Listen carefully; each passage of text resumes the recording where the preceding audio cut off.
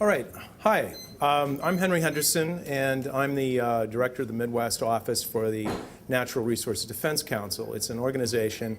It's about 1.3 million members and activists throughout the country.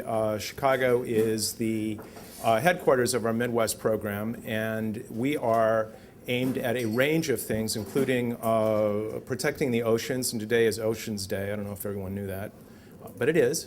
We're going to flood the place later. But natural resources, protection of habitat. We do a great deal of the litigation on climate change related to protection of habitat, including a lot of the polar bear litigation. We have a huge focus on energy and air and climate change.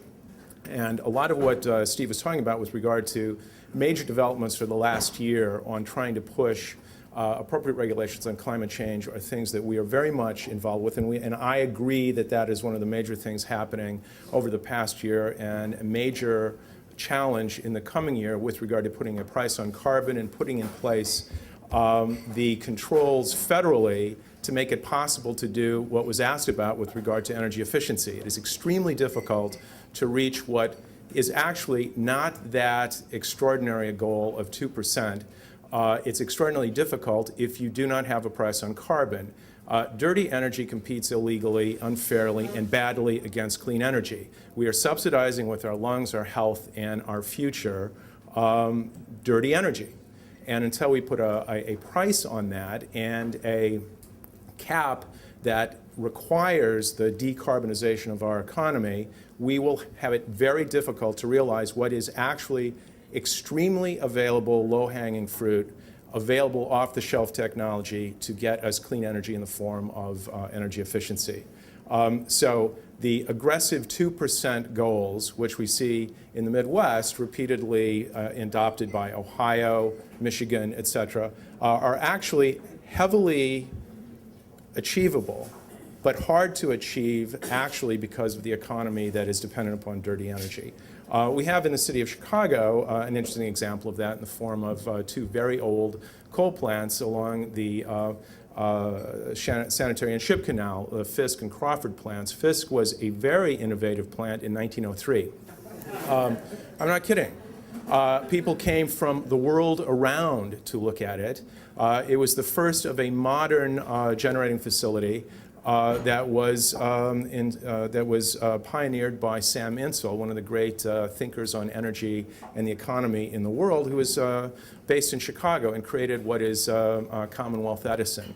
And he brought people from around the world to see this integrated generation and electricity delivery system, which he helped architect the economy around, that you create a series of small utilities that are given absolute guarantee of no competition, and what they do is they drive more and more use of energy. You fund energy investment out of using more and more of it. That is what we generally live with today, is that people in the energy business make money by selling more energy. They are not into energy efficiency. All of the signals are sell more, not less. And what we need to be doing is taking that apart so that people are actually delivering energy services in the form of clean energy, with energy efficiency as the very available piece. That is an absolute central piece of dealing with climate change. And dealing with climate change and putting a price on carbon and a cap on that is absolutely essential on driving energy efficiency. They are totally related. And the low-hanging fruit is if you sell less energy, you buy less energy, you actually have a huge impact on our economy. We don't just say we'll use less energy. It's that you have to invest in, you have to get jobs, people in the steel business, people who deal with buildings, people who operate buildings, who do roofs, et cetera, all need the jobs. And you can make buildings and our built environment more efficient and thus reduce climate change impacts by creating jobs in our communities. You're not going to take the city of Chicago, pick it up and send it to China to get retrofitted. It's going to be done here. There are jobs here. There are identifiable people who will prosper from that, and you drive down the cost of doing business, the cost of living in the city, et cetera.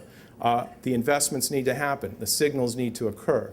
right now, as we're putting these energy efficiency targets out there and mandating those, it moves the needle. But what we need to do is change the way we approach energy. Closing the Fisk and Crawford plants are critical to that in terms of getting unfair competition from dirty energy off the backs of clean energy. So we're looking at how you move, in the coming year, the appropriate level of taking apart the current energy system so that you actually have the inducements and the drive to drive down and decarbonize the economy and get out into the marketplace the ability for us to choose a clean energy future. It's very hard to do right now. One of the things I think that is going to happen within Illinois and needs to happen in Chicago is one of the areas where energy is not just the electricity that we use to light and run things in buildings, but move our cars and fleets, is the move to electric fleets. Now, those are going to come out. There's a great deal happening in the marketplace to get those into the marketplace so people make choices to buy it. But nobody here is going to buy it if you can't charge them, if you can't actually plug them in somewhere, if you don't have the means to actually make them work.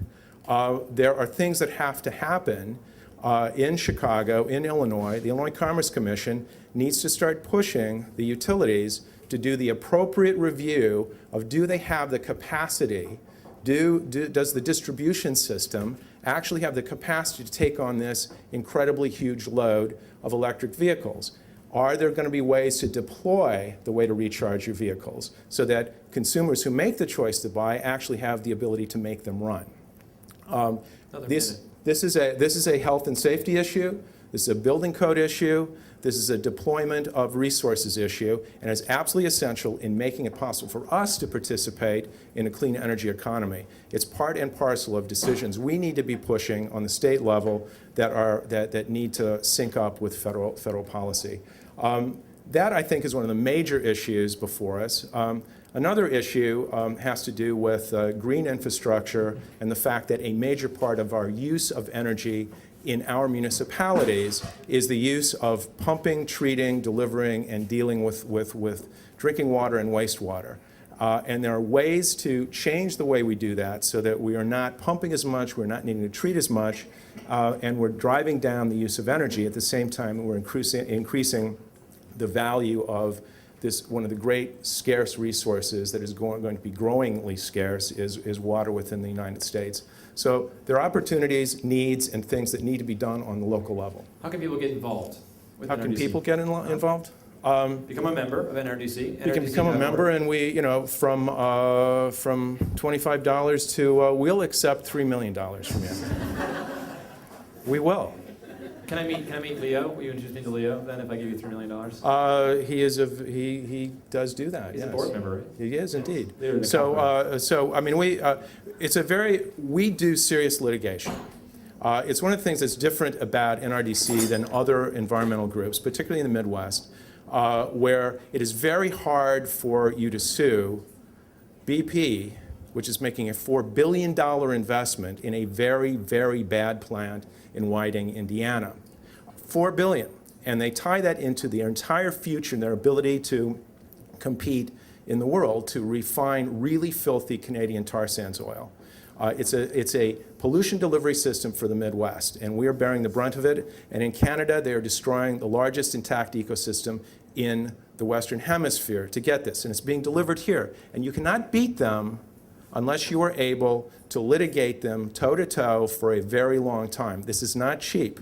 So we put a significant amount of money into serious, real litigation against people who have a huge amount of money to pulverize their opponents. So that's how you do it. You litigate it and you mean it. And you don't want it to just settle on fake grounds. You want to really get good law.